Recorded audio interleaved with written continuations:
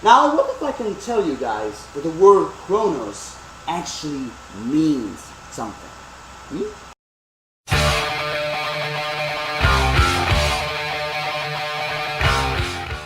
Hello there, followers of darkness. Here I am, Lord of Shadows, and welcome to my another discussion time video. And today I want to discuss with you a very specific and special topic that is from the very first Incredibles movie that's been buzzing since then, even today, the meaning of that one particular word, KRONOS.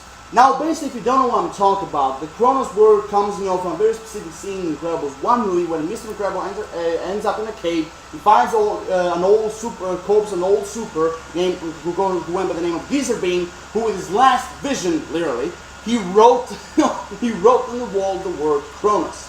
And from that moment, and from that moment on, there's been a lot of theories, discussions, speculations what the KRONOS word actually means. Because even in knowing the Incredibles movie, but also throughout Pixar, KRONOS has been one of the most mysterious, words or Easter eggs, some sort of spirited way, throughout the entire Pixar universe.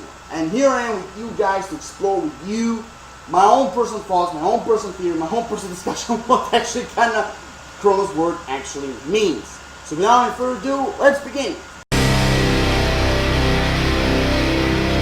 What is KRONOS? Now one YouTuber I watched, a year ago.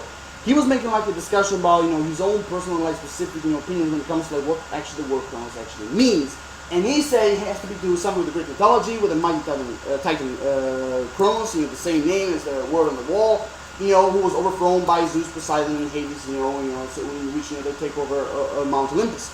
Or number two, it has something to do with a very old black and white movie, which with this mysterious alien robot ends up on Earth the same way as the Omnidroid, who is extremely powerful, no weapon can destroy the same way as the Omnidroid, and of course the only way to defeat him is by himself, the same thing as the Omnidroid. So you can I can still see the connection. But what if I can tell the KRONOS could actually mean something bigger? Something kind of connects with all the Incredibles universe.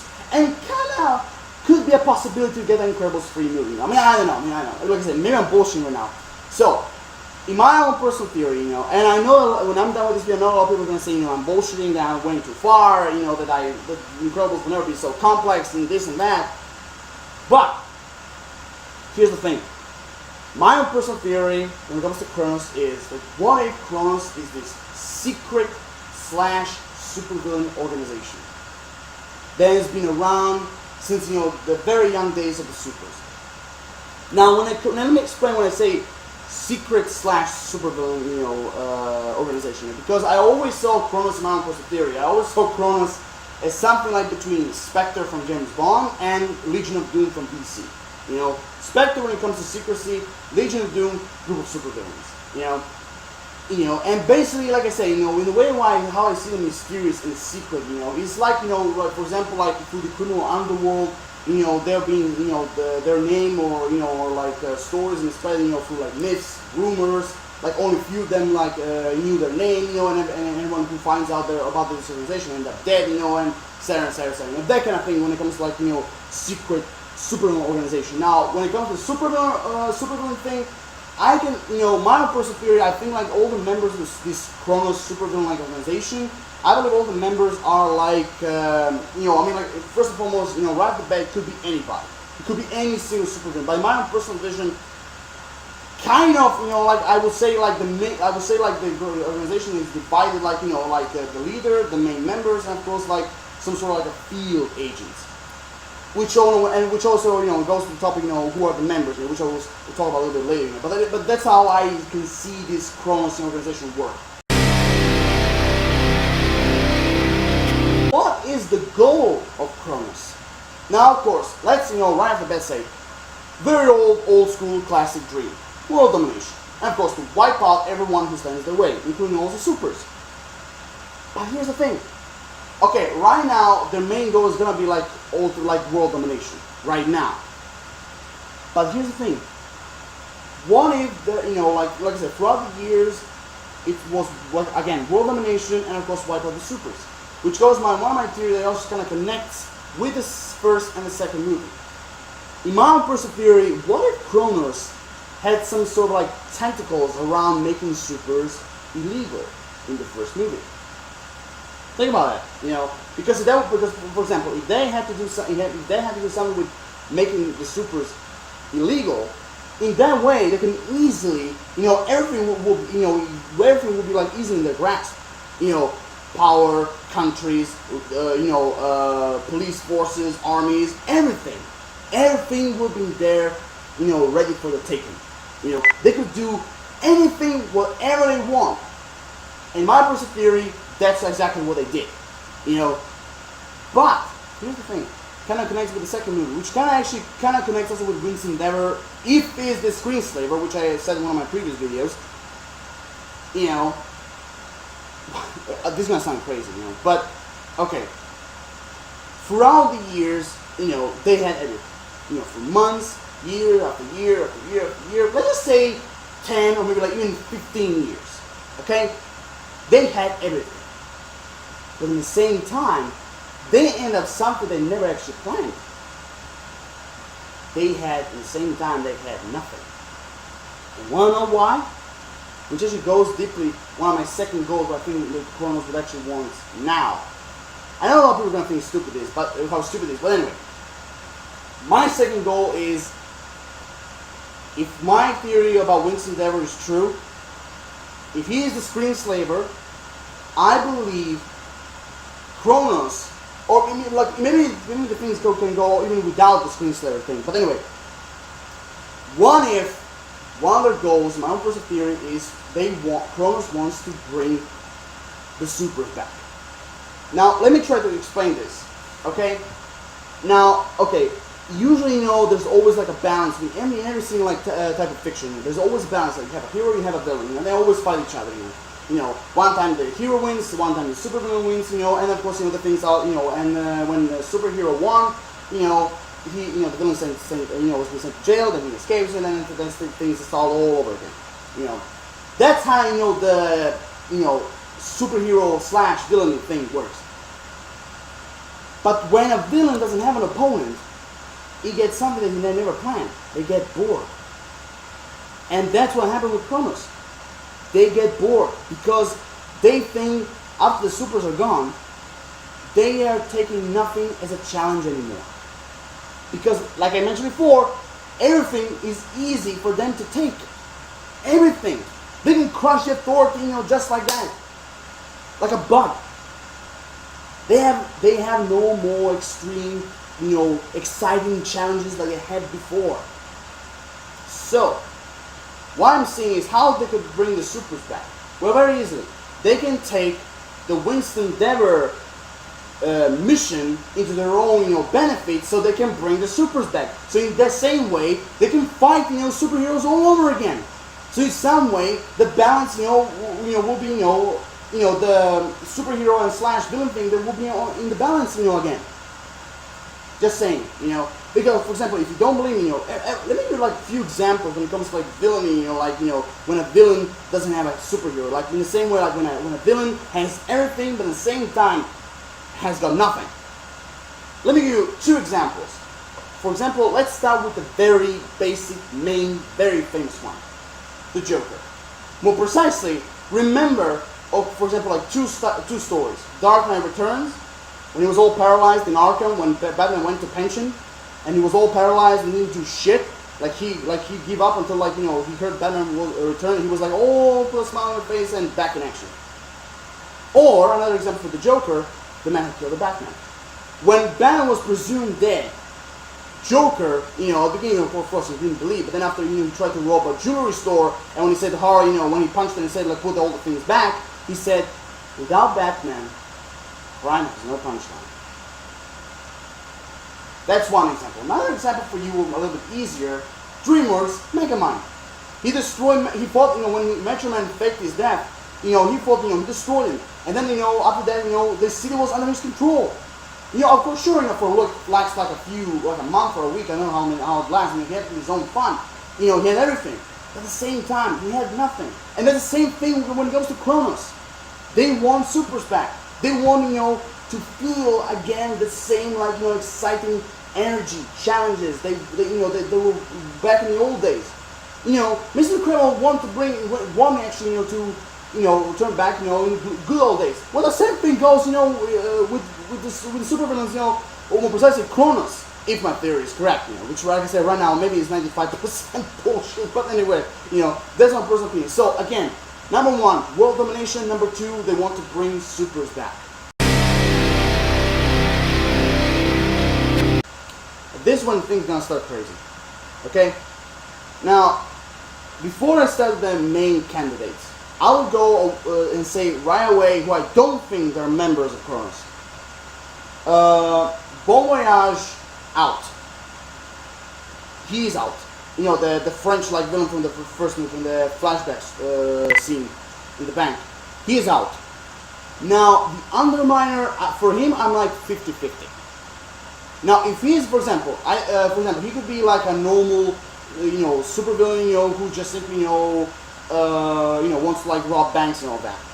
He could, or like, for example, like just like in video games, he wants to turn the world, into the underworld, He'll be like a normal super villain. But if he is, but like I said, that's like the first half of the 50. That's the other half of the 50.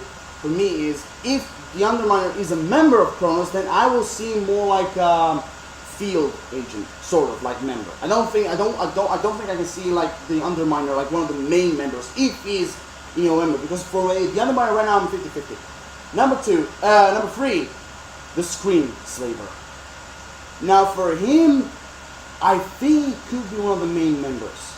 Again, this just I'm letting loose just my imagination. So, like I said, again, it could be like 90% is bullshit. But anyway, I think the Screen Slaver could be like one of the main members, who KRONOS sent, after the Underminer's defeat.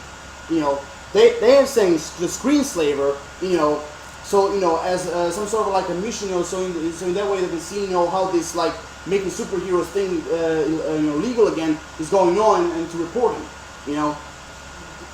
I know that sounds a little bit short and stupid, but that's like how basically I'm seeing like the Screen Slaver actually, his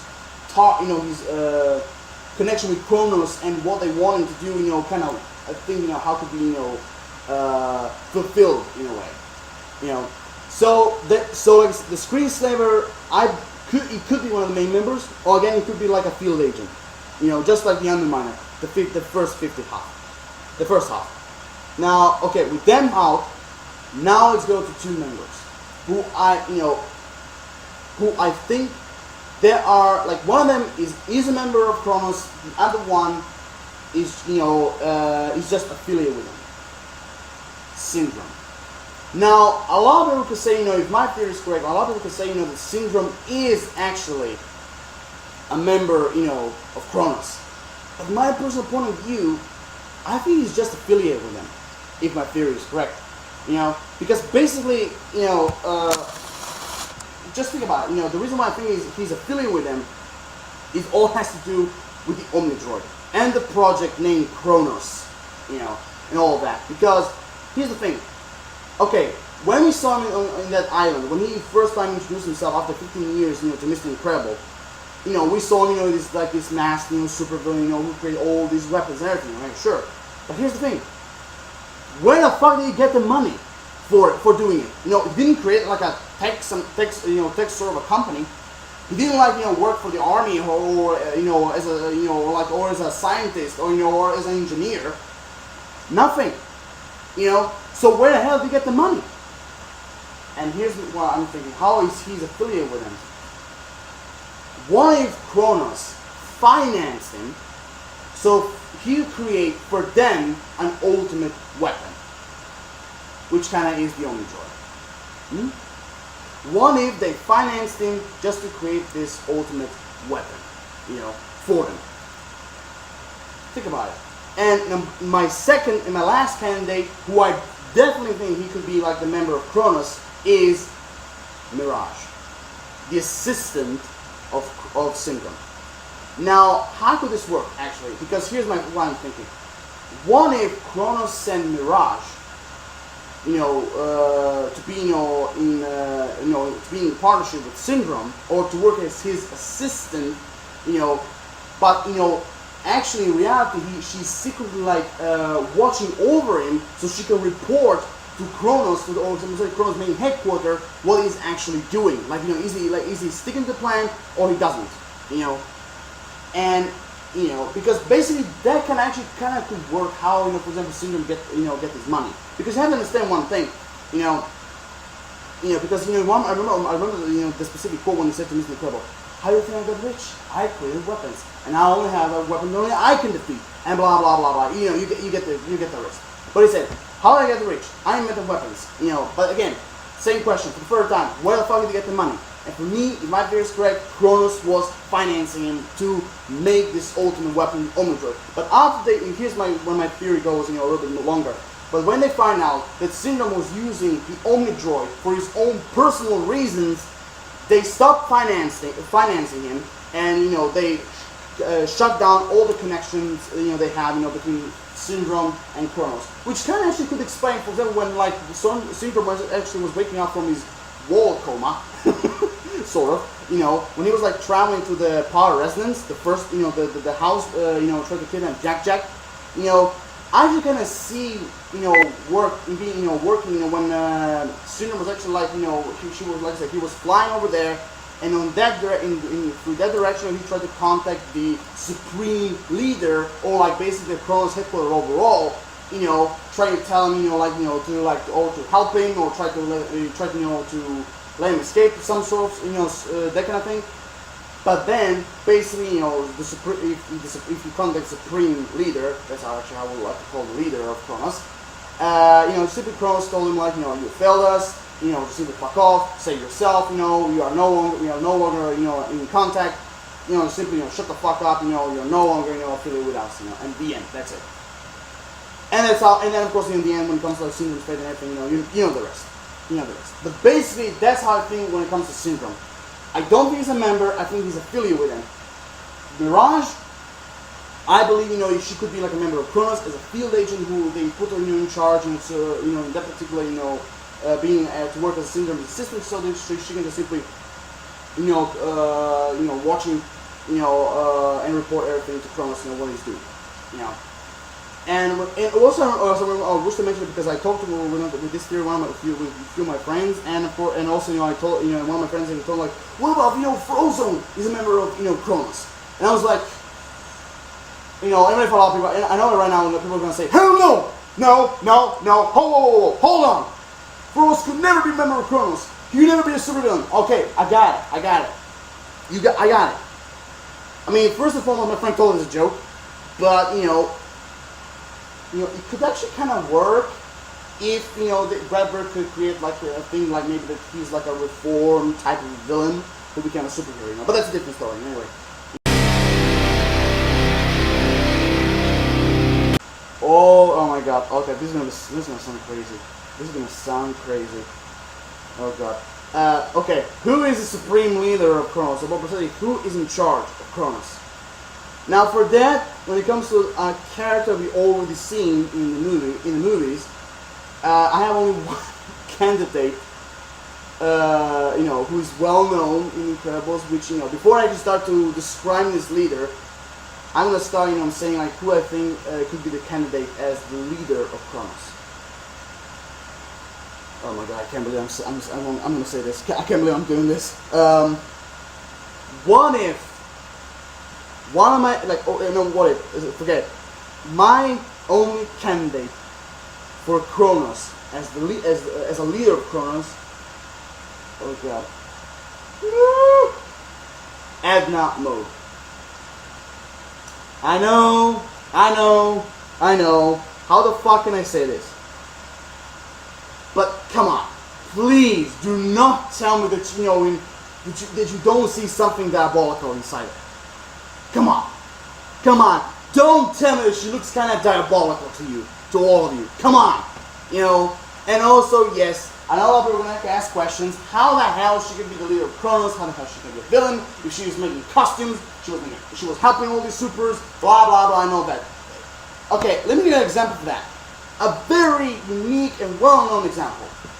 Palpatine / Darth Sidious from Star Wars, and without even explaining, just think about it. Palpatine / Darth Sidious, what he was doing during the Republic and his rise to power, and when he was overthrowing the Jedi Order, you know, and creating from the Republic, create a galactic empire, you know, and becoming in charge. Just think about what he was doing. And the same thing I'm thinking for Edna as well.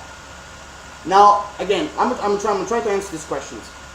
Okay, like I said, one of the best villains I always thought, one of the types of villains I always thought, you know, was kind of, you know, the best are the ones, you know, you don't see coming.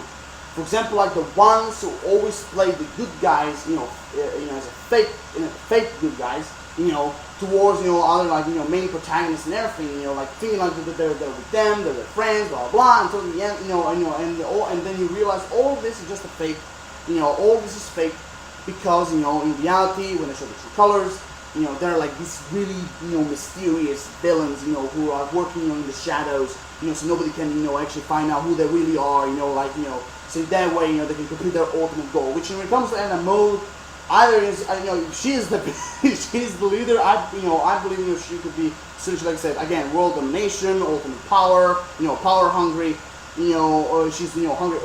She's hungry for power or world domination, you know, or just simply being like extremely like the richest character, you know, in the Incredibles universe.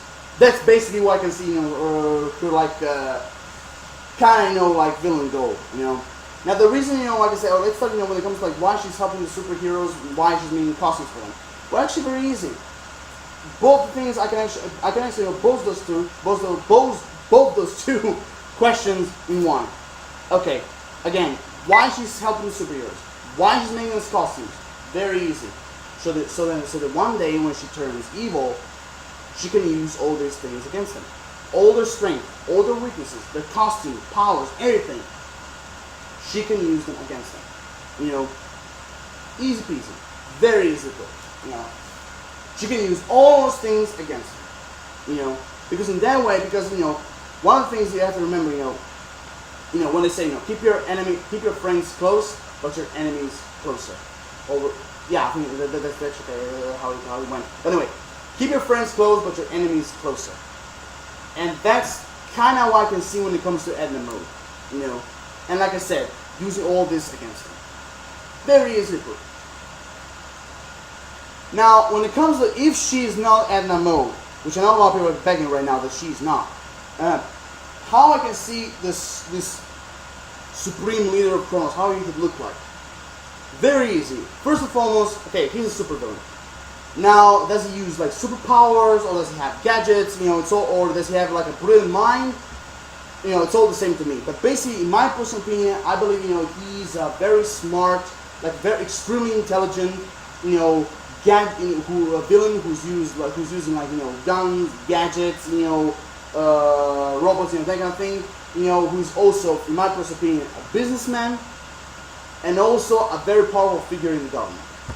You know, because like I said, if KRONOS has something to do, in my own personal theory, if they have something to do with making supers illegal, I believe the leader of KRONOS has to be someone very powerful in the government, like a politician, or maybe even like a governor, sort of. You know, also, you know, also I can see him like as a slash businessman slash supervillain. But when it comes to like his abilities, I can see him like, you know, being extremely intelligent, you know, a very excellent like strategist, tactician, you know, who uses, you know, gadgets, you know, as his weapons, and of course it's like a source of his powers, so to speak. You know.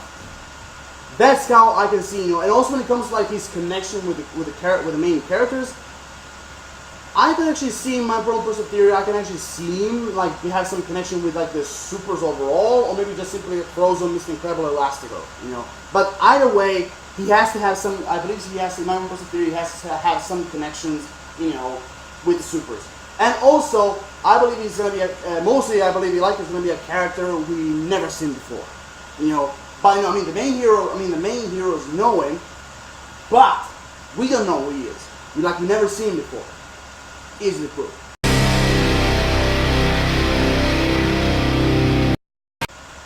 Now, what role they can have in the Incredibles franchise? Okay, I'll put that very easily and quickly.